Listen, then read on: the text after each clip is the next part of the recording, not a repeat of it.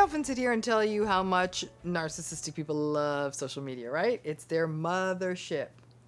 This video is actually going to break down something interesting, the other side of that, because it really is a love-hate relationship.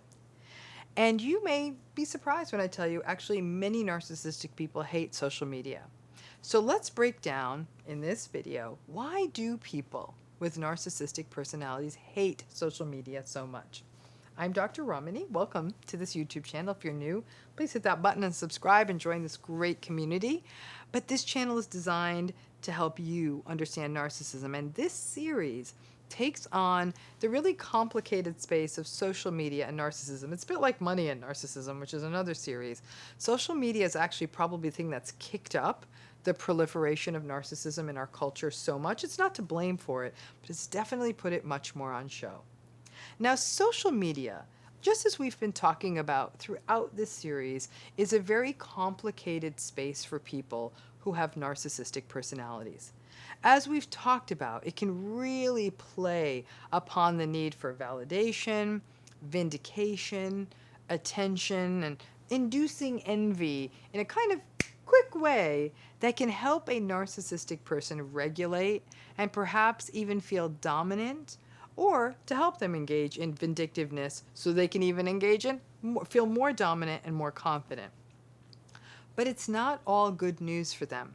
The same way social media can leave any of us feeling as though our lives do not measure up, that we're missing out on something, that other people's lives, relationships, and stuff are better than our stuff, that everyone looks better or is better than us. That comparison effect is even more profoundly felt by people who have narcissistic personalities. So everything we struggle with, they struggle with more in this space. Now, I sound like a broken record, but remember that the core of narcissism is feelings of inadequacy and insecurity. And all of this grandiose posturing and preening that they engage in, and this attention seeking, is a means to regulate and manage those really uncomfortable feelings. Well, as you can imagine, social media can often and usually does activate those feelings of inadequacy in all people, but definitely in narcissistic people. So social media becomes a very double-edged sword that narcissistic people want to use, want to participate in, and get validation from, but it's also a place where they have to face images and information that leave them feeling worse. This plays out differently depending on whether it's vulnerable or grandiose narcissism. In the grandiose narcissistic people, they may not like to see that someone's toys and lives are bigger than theirs. So they will often clap back and have even more grandiose posts that make their lives seem even better. That all works well when the grandiose person's life is going well. But remember what all of the narcissism theorists and researchers say. The vulnerable and grandiose types typically coexist in the same person. Now, for the more vulnerable narcissistic person, social media overall can be a very uncomfortable space for them. It's a place where their inadequacies and their insecurities, which are already very close to the surface, get activated even more regularly and pop to the surface more easily. For a vulnerable narcissist, seeing other people's better lives can rather quickly activate their shame and then their passive-aggressive rage in a vulnerable narcissistic person, like I said. And as such, a vulnerable narcissist's interactions with social media may be much more uncomfortable and maybe even turn into something more troll-like and abusive. This actually results in an unfortunate pattern for people who do have narcissistic personalities, and frankly, it's not good for them. For people who are narcissistic, they'll often spend time obsessively scrolling social media and sort of spend this time hunched resentfully over their device, looking glumly at other people's lives. It's not healthy. It's a constant threat for a person with a narcissistic personality. And when I have worked clinically with narcissistic clients, I all but beg them to get off of social media because it's taking their already sullen, angry, rageful states and magnifying them even more, causing harm to themselves and certainly to other people. They very rarely listen to this guidance and just get angrier as they look at the social media feeds of other people. It's a love-hate relationship. The thing that they need is the thing that hurts them. And because the narcissistic personality has such a superficial, inauthentic relationship with the world, narcissistic people often sort of portray a false self in social media. It actually really sucks when even your manufactured false self isn't good enough. And remember that people with narcissistic personalities are more vulnerable to negative emotions such as depression than you might think.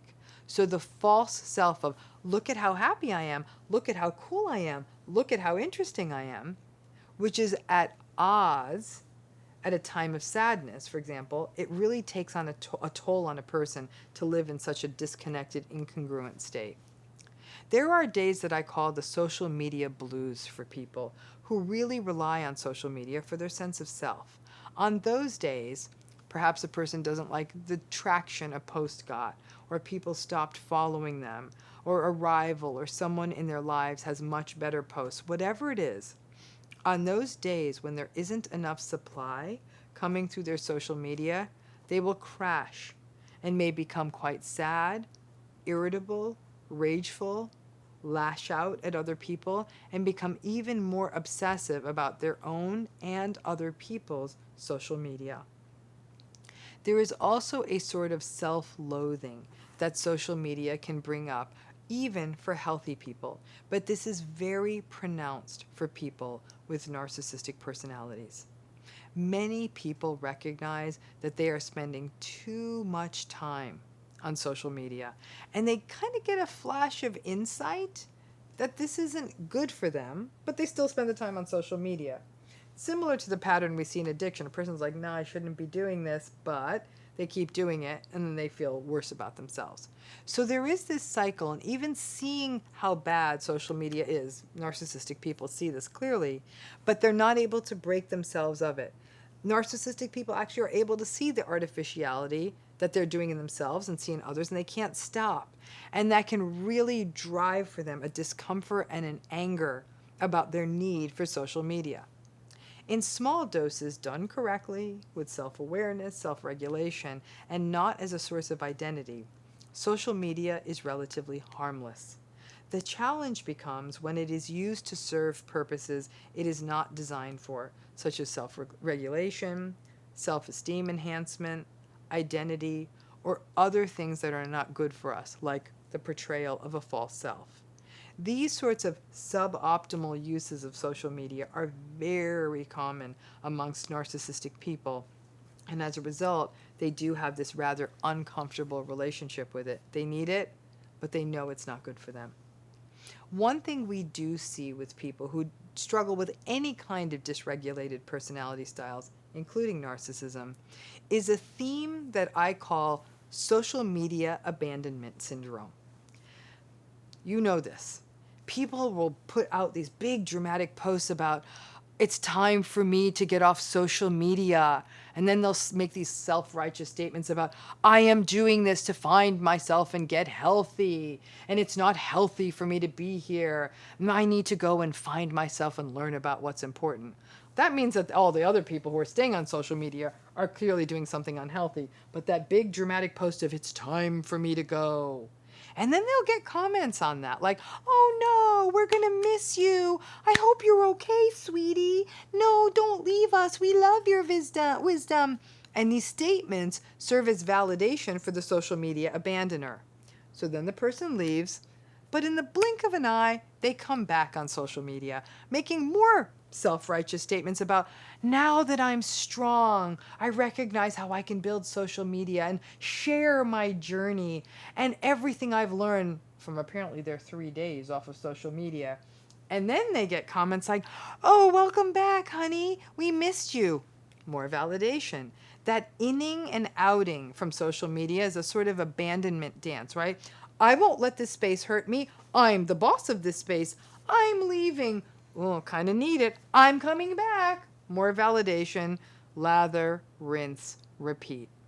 Again, it's a tough space for people who have narcissistic or other high conflict personality styles because abandonment is such a core issue for people with narcissistic styles. They even play that abandonment dance to get validation in social media.